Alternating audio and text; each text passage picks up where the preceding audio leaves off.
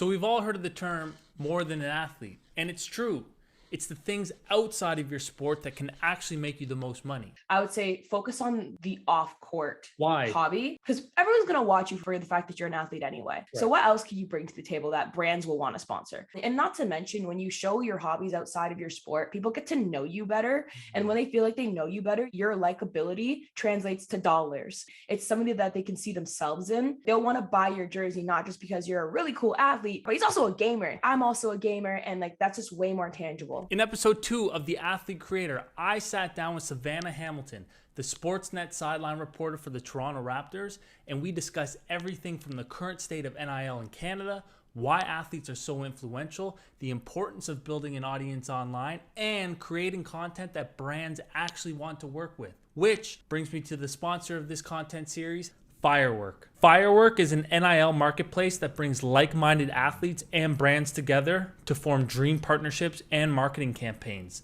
Did you know that athletes drive 3 times more engagement in sponsored content than traditional influencers? Just like Undress the Jersey, FireWork was started to shine a light on athletes and bring their wonderful personalities to the forefront. FireWork has athletes earning 2 times more from sponsorships after sign up and drives positive ROI campaigns for brands by connecting you with the right partners. Find your dream partnership by visiting the link at the top of the description of this video and head to www.thefirework.app to create a free profile today. Now, back to the episode. You've built an incredible audience, over 140,000 people on that. When did that start? When did you first get on TikTok, and what were your intentions behind joining the platform? Oh, I love TikTok first and foremost. I'm like such a TikTok advocate. Like, it's my favorite platform out of all of the social media world platforms. Like, TikTok is it. So to go back to the beginning, I guess, I had a separate account. That's not the account that I have right now. It was just between me and my little sister. And so the two of us were honestly just messing around with the platform, being stupid, being silly, creating like fun videos that you look back and you're like, this is actually like cringe and hilarious at the same time.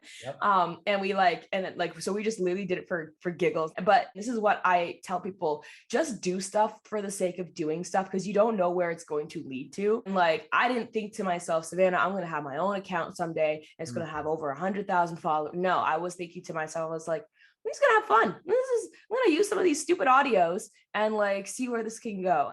And so then I was like, okay, how do I pivot? Like, what can I talk about that's like going to be interesting? And then my sister's like, talk about literally like what you do for a living. It's essentially like create a series about how you are able to just talk to people so like freely and like whatever. And so anyways, Charisma Tips was born, and I was like, sure, I'll try it. Sure.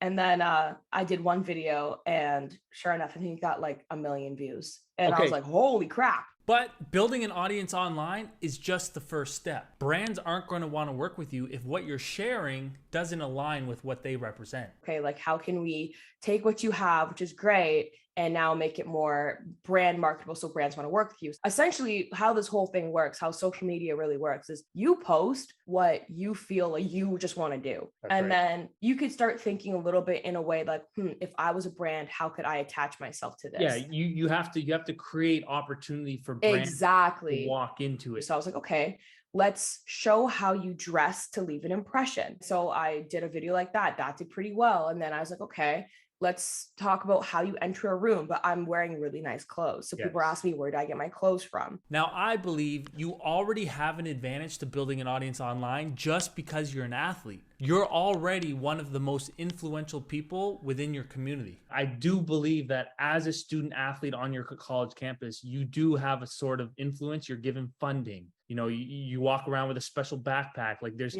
there are different things that have branded you as separate from the rest of the population. And that's come on. Like, you are a student athlete yourself. You know how it is. Like, you're a celebrity on campus. But guess, Savanna, you can't say that because that is egotistical and that's like not nice. Oh, but I said it. But yeah, no, like but it's true. You just pointed out they make you a special snowflake because you could play a sport at a high level. And a lot of people can't do that. So they reward you for it, because also don't forget, the university is using you just as much as you're using them to be special. University is saying, oh, this guy is a good representation of our face of our university. So they're using the athletes just as much. I don't feel bad. And this is what the creator economy is doing. It's giving control back to the individual. Exactly. And right? letting them make their own money off of their own face rather than, a school using them for that. That's right. Now, so far, all of the conversations around student athletes monetizing their personal brands have been focused on the NCAA. And that's because on July 1st of 2021, the NCAA approved policies that allowed student athletes to profit off their name, image, and likeness, which is wild to think that before that, the NCAA was profiting billions off of these athletes, and they saw none of the profits themselves. However, in just the first year, the NIL era has reached $917 million. So what's the situation like here in Canada? I mean, to be honest, I was a youth sport athlete. I felt like I could do basically whatever I wanted. Like, they say NIL in the United States, but I kind of feel like you could do NIL right now because there's actually even more freedom almost in a sense, because Sure. I was never told that I couldn't make money off of my own social media if I was a youth sports athlete. I was never told that I couldn't work a particular job because that's going to cancel my scholarship. And the other thing is the fact that, only certain schools in Canada give full ride scholarships, which is out east and out west. But in Ontario and I think like Alberta, Saskatchewan, for the most part, like it's like capped off at like 5,000 now. Yeah, it's and like so I better be able to make more money. I would say do something until you're told to not do it, and then just say sorry. And money isn't the only thing that will come from building an audience online. Yeah, I've been able to monetize and make money off of my own TikTok that like has like almost been a piece of my salary. It feels like I'm like, wow, like this is enough money that it's good to continue this. Sure. But like, I would say the community, the actual fans and people, the consistent ones, like they care.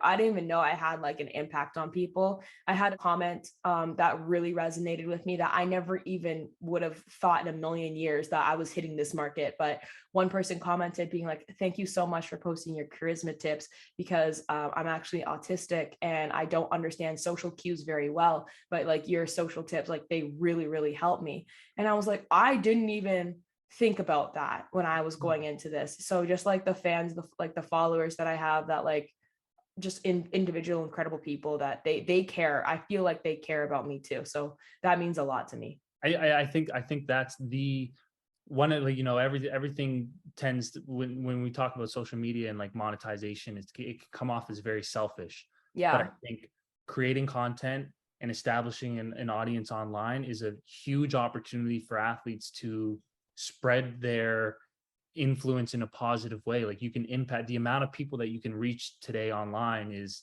incredible. And if you have a story worth telling, everyone has a story worth telling. Yeah. You have a message that you want to share and you're passionate for helping other people, content can be a great outlet for that. So Savanna, this wraps up our episode. Tons and tons of value in here that you shared from your personal experience that I really think is going to resonate with a lot of athletes listening to this. So I appreciate you taking the time like before. You're amazing.